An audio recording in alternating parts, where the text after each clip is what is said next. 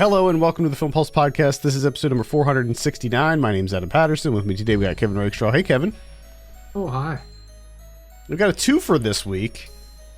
We're going to be out next week, so we figured, hey, let's give you two reviews. How about that? Double up. Yeah, double it up. two newly released horror movies. We're going to be talking about Sick and Skinamarink. And then we're also going to be going over some of what we've been watching on the watch list and new releases in theaters, VOD, Blu-ray, all of that fun stuff. Thank you so much for listening. Please remember to review us on iTunes if you get a moment. That'd be great. Let's go ahead and dive straight on in. Also, we're going to be recording Saved by the 90s this week, so that should be popping up soon. We are going to be covering the Nightmare on Elm Street TV series, Freddy's Nightmares. Oh, okay. I'll tell you what the nightmare was. Watching that show was the nightmare. Because it was one of the worst television shows I think I've ever seen. Wow.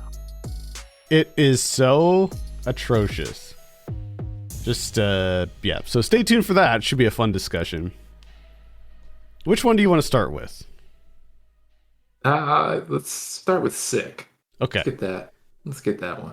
That's funny because that's actually what I was going to suggest too. So Sick is directed by John Hyams. I have a synopsis here. Due to the pandemic, Parker and her best friend decide to quarantine at the family lake house alone, or so they think.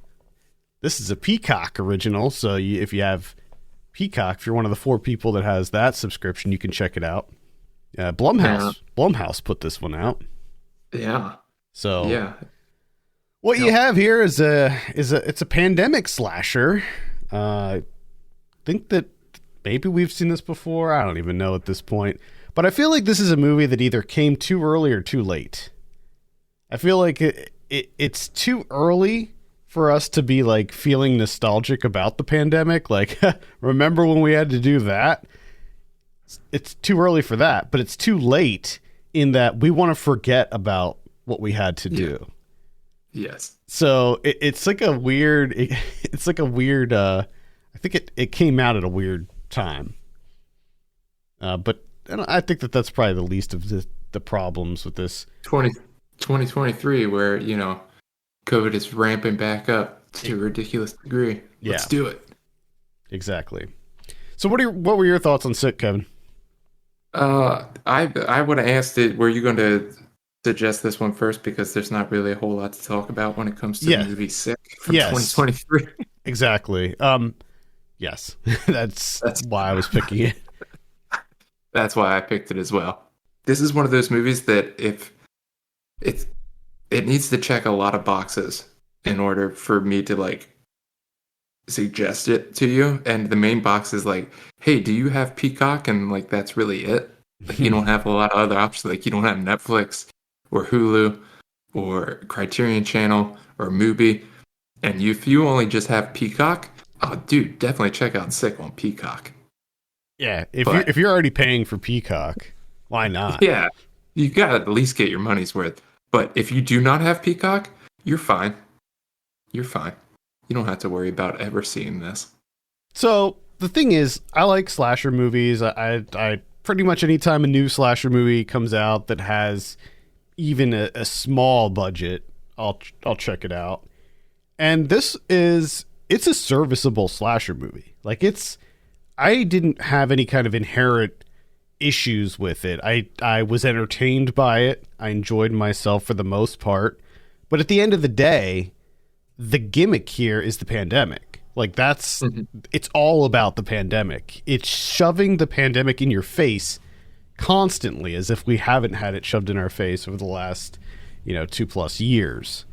So at the end of the day, you take away the pandemic, and this is the most generic slasher movie ever. Yeah. And I don't know if it also plays into the fact that me and you both just got over COVID. Oh, God, yeah. So it's even one of those things where it's nah. I'm tired of COVID as, how it affects my day-to-day life, but I'm also tired of COVID because I just experienced it firsthand. That being said, I think that this movie did do a number of things that were interesting, maybe were a little bit against some of the slasher tropes. You had the two friends here in this were pretty smart. I think that they made a lot of the kind of right decisions when it came to handling a home invasion type situation. And the other thing that I will give this points for is the makeup work. I think that the makeup effects work in this was quite good. I agree with those things as well. Performances across the board, I think, were fine. Nothing amazing, nothing horrible either. I mean, all of the actors were good. You have Bethlehem Million and Gideon Adlon as the two leads, and then you have Mark Menchaca and Jane Addams in here. So, decent performances across the board. I kind of liked the reveal and like when everything was kind of brought out in the open. I did kind of like that. I do feel like Peacock is like their original movies, because they also released that one with Kevin Bacon, like the conversion camp one. Okay. And I feel like Peacock is going down this like super woke route that I don't really have a problem with it, but it is a little bit it's very on the nose with that movie and this movie too. And I feel that with a lot of movies, not necessarily like a woke thing, but just more so of like okay, what's like one of the main topics of discussion right now? Oh yeah. Like everything, even the movies that are being made feel like they're being filtered through an algorithm for like engagement, Yes. Which is very much so. Which is getting really difficult because it's not hidden that well. Like it feels really obvious, and it's tough to watch because that's all that, at least for me, that's all I can think of in the back of my mind. Yeah. Very, very much so. Yes. So and this is definitely one of those movies that has a pretty on the nose message with it. Whether you agree with that message, well, I hope you would agree with that message to a certain extent, but to a certain extent. But I also like how that message is completely undermined by one line from Gideon Adlon's character. Yep. But I don't know. Like you said, if you take away the pandemic thing, this is nothing. It wouldn't work because it hinges all on the pandemic. But if you were somehow able to make it work with taking or removing the pandemic aspect of it, there's nothing really going on here. Yeah, it's just a pretty average, just slasher movie. I don't know. It's decently written, but yeah, it's just extremely forgettable. Agree. Very forgettable. I definitely by the end of the year will not remember that I saw this movie whatsoever. No. I could guarantee you that. So, all right, if you have Peacock, check out Sick. Let's give it a score. I'm pretty much straight down the middle on this. I'll give it a 5. I give it a 4. All right, there you have it. Let's move on. Wow, that was a pretty quick review. That might have been one of the fastest ones we've ever done. Which is good, I think, because I think there'll be far more to say about Skinamarink. Yeah. I don't think you want like 2 back-to-back, like, damn, we have a shit ton to say about these 2 movies. All right, let's talk about Skinamarink. This is written and directed by Kyle Edward Ball. I have a synopsis here. 2 children wake up in the middle of the night to find their father is missing, and all of the windows and doors in their home have vanished. Now, if you haven't heard about this one, this one's getting a little bit of like kind of viral buzz online. I think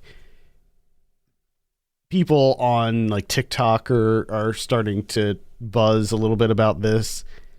and it played festivals last year. People, and so there's been a little bit of a kind of a groundswell around this one. This is a Shudder film, so I imagine it will be on Shudder soon. It is currently playing in theaters, which is kind of weird. Wild. Yeah, yeah, especially because this is an hour and 40 minutes long, and it is a very experimental, extremely subdued horror film. That Which, yeah, is, I can't imagine many like mainstream audience members being into this.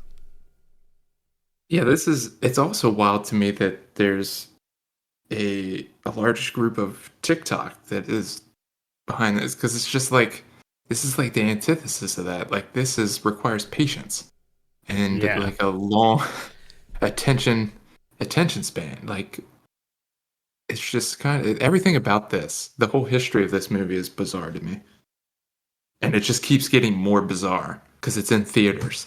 Yeah. So I will be honest, I really didn't have the patience for this movie. This was hard for me to get through because there was just nothing for me to really grab onto. Like every time something would happen that would kind of like be like, oh, they would like pull back, and so every time there was like something going on for the next like 20 minutes, it was literally just like baseboards. Just looking at some baseboards, looking at some corners, hearing some kids whisper, royalty-free cartoons playing on the tube. So yeah, this was a bit of a struggle for me. It's the type of movie that I wanted to like. Like I really wanted to be into this because I do kind of like the analog horror stuff, and clearly this is influenced by like, you know, the YouTube like ARGs and stuff like that, where you like the back rooms and all of those different ARGs that have been floating around over the years. But the thing is, like, I've seen a lot of those that handle this type of thing in a more interesting way. And so, yeah, at the end of the day, I feel like that this is just not something that worked for me entirely. And I think the craziest thing about this movie is that I can 100% agree with you, and then also 100% disagree in some ways. This is just a movie because it's so experimental and it's trying something very different. And I think it excels in some areas and not so much in others. But it's one of those where I can agree. Like if you were to say, "Oh man, I just thought this movie was fucking incredible. Really got the atmosphere, you know," and just praise. I could sit here and be like, "Yeah, I could see that. I don't necessarily disagree with you." But if you're also the person like you, or maybe even someone that goes even further, and it's just like nothing fucking happens in this movie. There's like, what the fuck? This is nothing. Like, I can't disagree with that either. Yeah. I'm just like, yeah, I can see that too. You know what I mean? Like, I can see both sides. Like, if you loved it or if you hated it, I can be like, yeah, I agree. I can see what you're saying. Yeah, I could see that too. This is a movie that completely hinges on atmosphere. It's all about atmosphere. And if this type of atmosphere gets under your skin, if it bothers you, if it reminds you of a time like when you're a kid and you have to like get up to use the bathroom, or you want to go to the kitchen and get a glass of water or something, and you have to navigate through the dark house and everything is horrifying, if it, you know, evokes those memories for you, I could see this being very effective. Also, if like kids creep you out, you know, there's a lot of creepy kid whispering in this. Yeah. And there's some jump scares too. Like there's a few jump scares here and there. I will say, if you are familiar with some of the analog horror stuff on the interweb, like you've probably seen some of what's in here before, like faces that have like creepy smiles and big eyes and stuff. Yeah. And I think this is one of those movies that has a very like a very specific environment in which it should be watched. Like, to me, this is something that has to be on a laptop when you're in your room, lights are out, and it's got to be like 11, 12 at night. You know what I mean? To watch it. You got to watch it in the dark because this whole movie is dark. So if you're watching it like during the day when there's like, tons of light coming into the room, and it also, I understand why, it also makes sense why this is being pushed in theaters, because while I understand that it does give you that kind of more isolated environment, I can't imagine watching this in the theater, like sitting there for an hour and 40 minutes. Yeah, and especially if you were to do that at like the 11:30 showing. Oh yeah, I wouldn't make afternoon. it. I wouldn't. In the afternoon. Oh, in the Imagine afternoon. like watching this and then coming out to the sun. I'm like, oh, I gotta get lunch.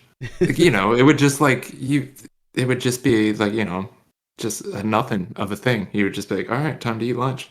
There's some chores to do. There's really no narrative to speak of here. I mean, the synopsis pretty much covers everything. It's these kids, all this. I mean, when I was going into this, I was like, okay, well, that's enough for me. Like I'm already kind of into it. Two kids. It takes place in the 90s. Two kids wake up. All the windows and doors are missing. They just straight up disappear, and they're in a house that has no windows or doors, and their parents are gone. Like, that was enough for me to pique my interest. But then you have this like crazy way of filming where it's, I don't know, what is this, 16 millimeter, 8 millimeter? Like, how is this? I don't know how this is shot. Seems maybe 16, but it also seems they like 16, but maybe they use like really old stock, or maybe they like digitally added more grain and or maybe they even like made it dirty, like deliberately or something. But man, I loved the way this movie looked. I will say that. Like, I feel like that they really nailed the kind of creepy visuals of the house, like just shadows everywhere, weird angles, like nothing is in frame, everything is out of frame, like the camera's all over the place but never in the right place. I thought that was all great. The only problem I had with that was that it just never knew when to give it up. Like, it never knew when enough was enough to me. Yeah. And this was shot digitally, apparently. Oh, okay. So then, I guess everything was added in post. Then it looks great. Yeah, it does. It does look great, and I think that to me, I think they nailed the atmosphere. Like, I think he nailed the sense of being a kid and your house in the dark being absolutely creepy and unsettling. I think he got that. I just don't know if that was enough to sustain an hour and 40 minutes.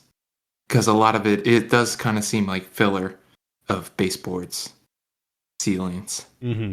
Carpet, Legos on the carpet. Yeah, the top eighth of the TV. Lots of, clips from, I mean, a large chunk of this movie is probably spent just looking at a TV with cartoons. Yeah. And that's what I mean, like the experience of watching, and I'm like, like I said, I can go either way with it. Or, I could agree with some. I'm not going to argue with anyone's outlook on this movie or how they feel about it. But at the same time, it's just insane to me. And I'm kind of really happy that this is happening, that this is in theaters. This made it to theater. Like, to me, that's just like counted as a win. Chalk it up.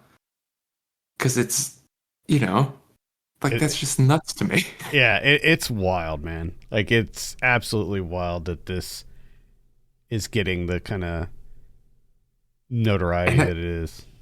And that's how I feel, is where it's like, I really don't care about how I feel about this movie. I'm just happy that this is actually in And the theaters. thing This is, is like, playing in theaters.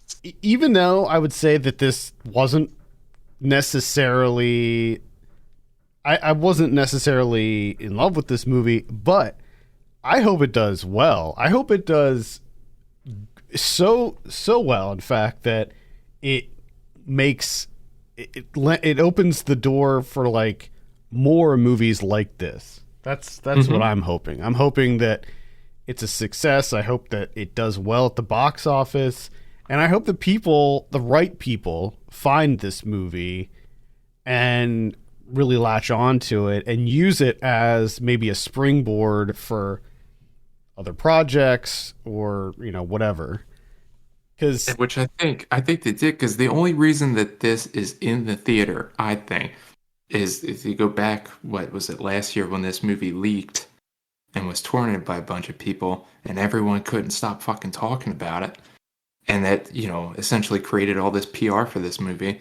Like, if that didn't happen, there's no way this would be in the theater. yeah, Absolutely no way. It would just show up on Shudder one weekend, and there you go. Maybe some people talk about it, maybe they don't. I'd be curious to see like how I didn't know that this was leaked, but I'd be curious to see like how that affected it. Like if I mean I would imagine that in this case it helped it. Oh yeah, without a doubt. Hmm. And I think that kind of plays into it too. Like, if you were to find this, because this is a type of movie that's perfect for word of mouth. Like, Oh if you yeah. just discovered this and downloaded it and watched it and then told me about it and I watched it, I think we would be saying completely different things if we were a part of that. You know Right. what I mean? Yeah. I mean I remember, so I think this was at like Sundance or something, and I remember reading about it and looking into it, and I was like, oh, that seems kind of interesting. But then like I started seeing it pop up on TikTok. People started talking about it on TikTok, like one of the craziest movies you're gonna see this year, Skinamarink, and I'm just like, what? That's so bizarre. And I mean, all of that, all of those things happening. To me, it's just like, who cares about whether this is good, not good? Like, you got to hand it to him. You got to admire everything that's happened with this movie and where it's at right now. It does definitely evoke memories of the Blair Witch. Like Hmm. there's definite like it does make me think about the Blair Witch Project and what a weird like kind of viral marketing thing that went through, because that was a very similar thing where that's a movie where when you see it you're just like, I can't believe that made it into theaters, and that was like a huge hit. Like I mean Skinamarink is way more experimental and way more abstract than the Blair Witch, but Yeah. just the kind of word of mouth praise that this is getting, it reminds me of it. Also you never see everybody's pointed towards walls and that type of stuff. I mean, there are some creepy, unsettling things in here, Oh sure. but I think they're spaced too far apart for Yeah. me. Where you're just like, oh, something's okay. No, base sports. I just really didn't. It didn't need to be an hour and 40 minutes. I mean, this is adapted from a short film from the same director, and I didn't see the short film, so I don't know. I can't compare the two, but like, I feel like this could have just easily worked as a short film. This could have worked as a YouTube video, to be honest. Yeah, I mean, I did admire it on a lot of levels. I did enjoy a lot of things about it. Like you said, the cinematography, the way it looks. So at least it had that, you know what I mean? At least it wasn't visually, you know, unremarkable, because then that would have been just an absolute fucking nightmare.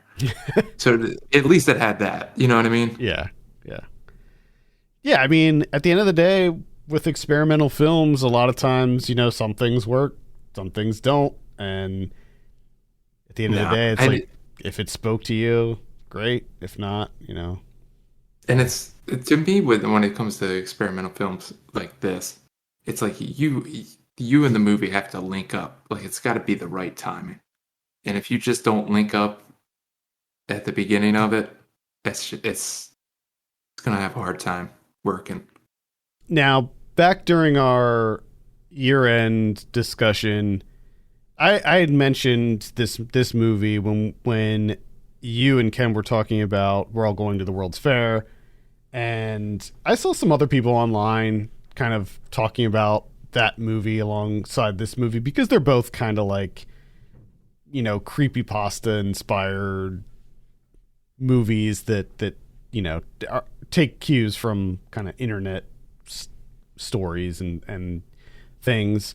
Do you think that there is a comparison there? And I take it that we're all going to the World's Fair was more engaging for you. Not only was it more engaging, but I thought it was far more of an exploration into something. You know what I mean? Like it had something to say. Well, yeah, This I just mean, feels like it's trying to capture that, like, hey, you remember when you were a kid and you had to wake up and the house was scary? And that's kind of it, right? It doesn't have anything to say on like our current condition as humans, like where we, right. where we find ourselves now. Yeah, whereas I With think technology and everything. This is just like a very specific, right. and that's it. Yeah, Yeah, whereas we're all going to the World's Fair told an internet style story in such a way that it was actually an exploration of that culture. This is just like using that style, that analog horror style, to convey a light horror story. The World's Fair had me thinking about a lot of things afterwards. The only thing this had me thinking about was, oh man, you remember Eureka's Castle? Because I was trying to remember where the Skinamarink Dinky Dink song is from. And I was like, was it Eureka's Castle? But I feel like maybe it was because it was some like elephant show. And I'm like, was that on before Eureka's Castle came on? And because it always played at the end of this show. I was trying to think of that too. Was it Sharon, Lois, and Bram? Was that? No, it says the Elephant Show. Yeah, which I'm like, did that play before? Oh no, I was right. It was Sharon, Lois, and Bram. I knew. So it's the same thing. Sharon, Lois, and Bram's Elephant Show. Yeah. Yeah. Yep. I thought that it was the three of those weirdos. Yep. There you go. Oh man. I will say that I was the type of kid who anytime I had to go around my house at night, I was just terrified. Mm-hmm. I lived in a very scary house growing up. I lived in a 100-year-old, at the time, 100-year-old house that just had a lot of creepy noises and shadows and stuff. So, yeah. All right, let's go ahead and give Skinamarink a score. We'll start with you, because I honestly, I don't know where I'm sitting with this one. This one was a roller coaster of scores for me. I feel it. I'm like a 6.5, like maybe a 7, but that's only if you count all of the, outside stuff. I don't know. Yeah. I'd say 6.5. I will say, man, this is so hard because like the overall experience, I was so kind of let down by it. So I don't know, man, like 5.5. I would say 5.5. Yeah, I'll stick with that. There you go. So this is again, this is playing in theaters now. It should be out on Shudder relatively soon, I think. So yeah, check it out there. Let's talk about some of what we've been watching. I can't remember who was first last time, so you can go. You can start us off, Kevin. I think you're dying to hear what I thought about White Noise. Oh yeah. Well, I didn't talk about White Noise on the show either.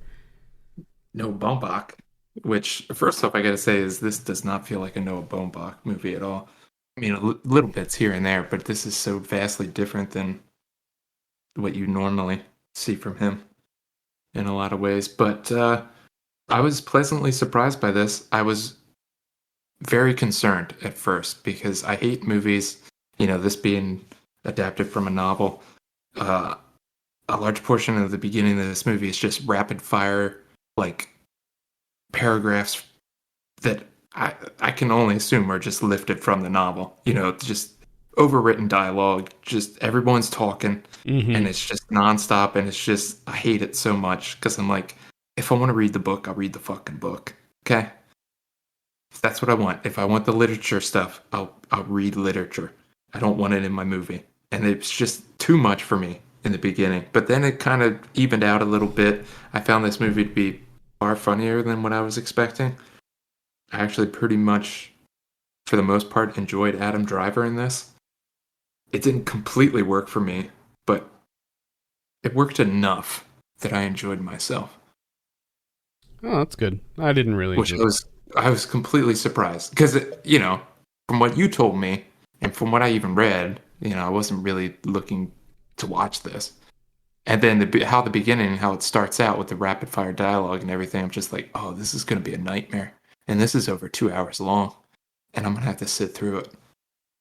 But it got better, thank God. Yeah, it really wasn't for me. I just wasn't. I don't know. I wasn't into it. I know. My dad asked me if I saw it, and he said that he couldn't even watch it. He turned it off. My dad was really not into it. I could see that, without a doubt. I mean, it had its moments. I didn't hate it or anything. I gave it a 2 on Letterboxd. All right, let's see. I saw The Vagrant from 1992, directed by Chris Wallace. This stars Bill Paxton as a guy. He's like an analyst or something, and he's finally making it in the world, and he's got enough to buy his own house. So he buys his very first house. It's a fixer-upper, but it's got good bones. But the problem here is that there's a vagrant that lives on the streets near his house, and this vagrant sort of just sets his sights on Bill Paxton and basically terrorizes him, and to the point where he's like he's not even sure if he's real. He doesn't know if he's going insane. But it's just a goofy comedy of errors here. Michael Ironside's in there. It's I don't know how I feel about this. It's for some reason Bill Paxton, like earlier in his career, man, he would make some really weird movies. He sure did. And all his movies were like super gross too. Like this movie's really gross. Marshall Bell plays the vagrant, and he's made up to look like the most horrific monster. And it's got a lot of those kind of 90s hallmarks where there's just like a lot of gross out stuff in here, and I would call it like a horror comedy, very like light on horror elements. And it eventually it goes completely off the rails and just gets so ridiculous. But if you're looking for some early 90s kind of B movie fun, don't expect it to be good, but it's still kind of fun, then maybe check out The Vagrant. Looks like it's on Tubi. Check it out on Tubi. Yeah. It's such a Tubi movie. Oh, yeah. Big time. Big time. Well, the other thing that I watched was on Hulu. This is Sarah Dosa's Fire of Love documentary from last year about the two volcanologists. I don't know how the fuck that shit's pronounced. Volcanologist, I guess. French couple. All right. Mm-hmm. Vast archive. Maurice, he's the guy.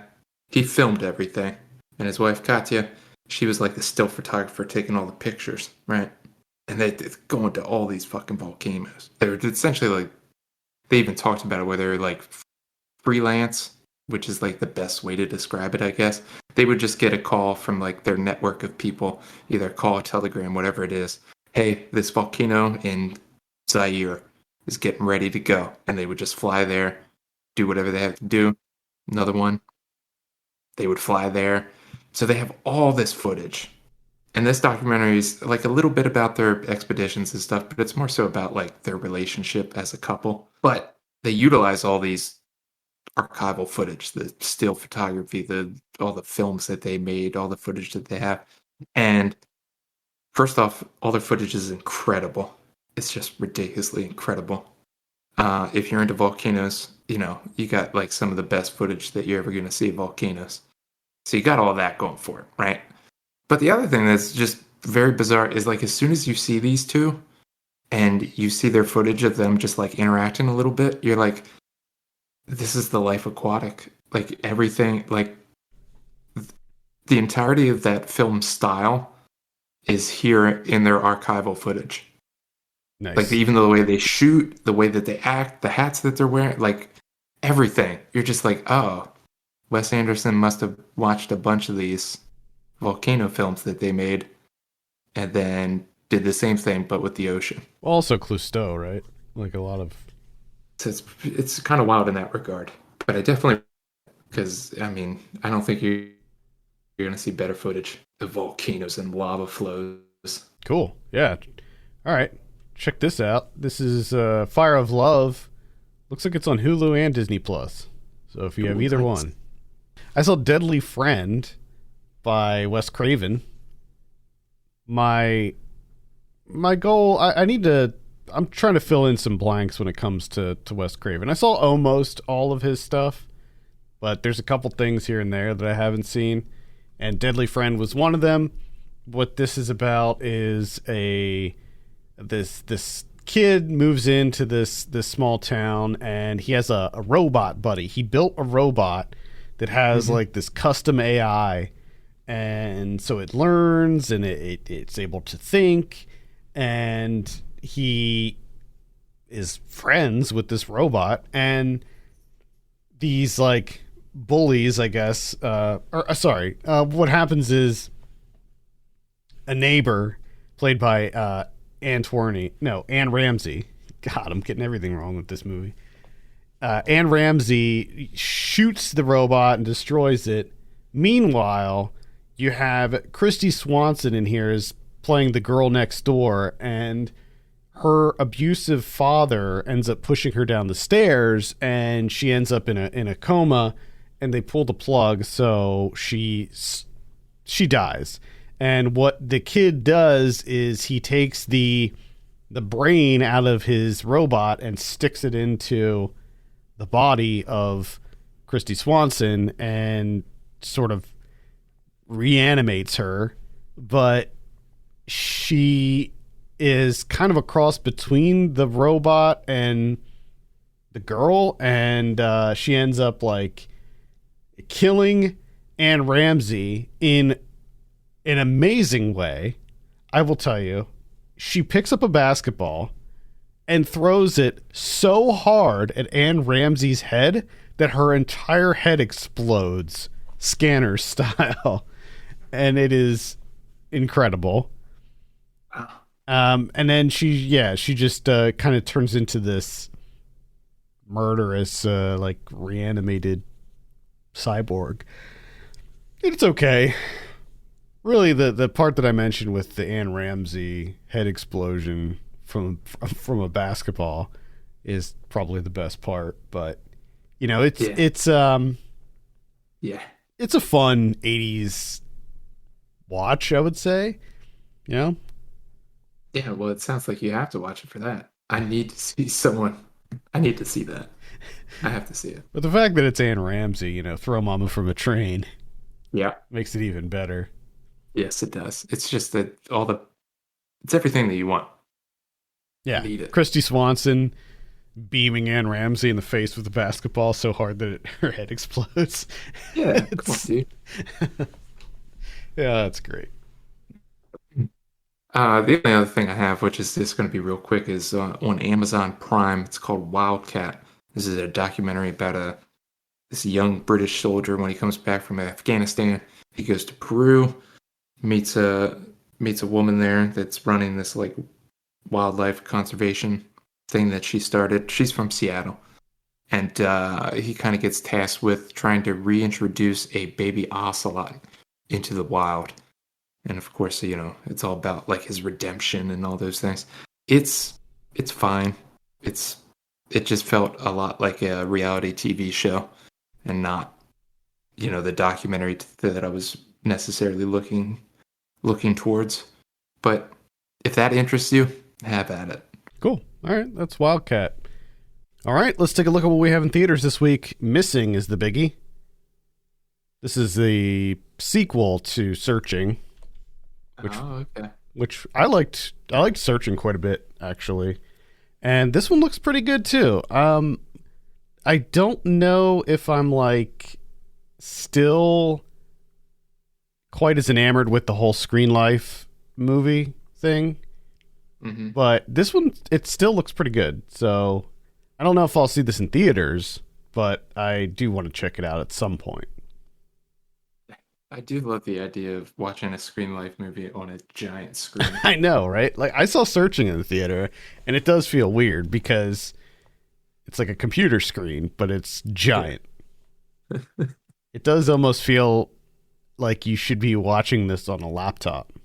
Yeah, exactly. Which is weird to say about pretty much any movie except this kind of movie. It's 100%. Yeah. VOD this week. I don't have a whole lot on my list here, but I think I might be missing some. Either way, we got Snowfalls coming out on the 17th. And then on the Friday the 20th, we have Young E on Netflix, which looks to be a Korean sci-fi action movie. Actually looks pretty good. Then on Blu-ray this week, we got The Menu coming out. I would give that a light recommend. I don't know about on Blu-ray, but just checking it out on VOD or whatever. Cloverfield's getting a 4K release. Wrath of Man, that's the Guy Ritchie one from 2021. We got They Live coming out in 4K, the 1988 John Carpenter classic. Hell yeah. That used to be my favorite Carpenter movie. I don't know if it still is or not. It's hard. It's hard. It's up there though. Oh, for sure. Yeah. Featuring one of the longest fist fights in probably any movie ever. It's like 20 minutes long. That and Die Bad. Yeah. Oh yeah. Yeah. But Die Bad, the only reason Die Bad has theirs is because They Live exists. Exactly. We have Missing in Action, the trilogy. So we've got all three of the Chuck Norris action movies coming out in a little box set. Big Time Gambling. Oh, wait, is that a Criterion? No, I don't think so. Big Time Gambling Boss from 1968 is coming out on a limited edition Blu-ray. Lady Whirlwind and Hapkido from 1972 is getting a release from Arrow. Programmed to Kill from 1987. Gonna add that to my list. No Mercy from 1986 with Richard Gere and Kim Basinger. Ghost Warrior from 1984. Till from last year. Spin Me Round from last year. Death Knot from 2021. Let's see what else we got here. Voodoo Macbeth from 2021. That's pretty much it. What about Criterion's? We got one. We got another box set. And that's Lars von Trier's first three movies. The Europe trilogy. So you get The Element of Crime, Epidemic, and Europa. I've never seen any of those. I've only seen Element of Crime, which is really good. Check that out. I'm interested in that. I think it's going to do it for this week. Thank you so much for listening. You can send us your questions and topics to podcast@filmpulse.net. You can follow us on Twitter @FilmPulseNet and @FilmPulseKevin. And if you have a minute, consider reviewing us on iTunes. That'd be great. For Kevin Rakestraw, my name's Adam Patterson, and we'll see you later.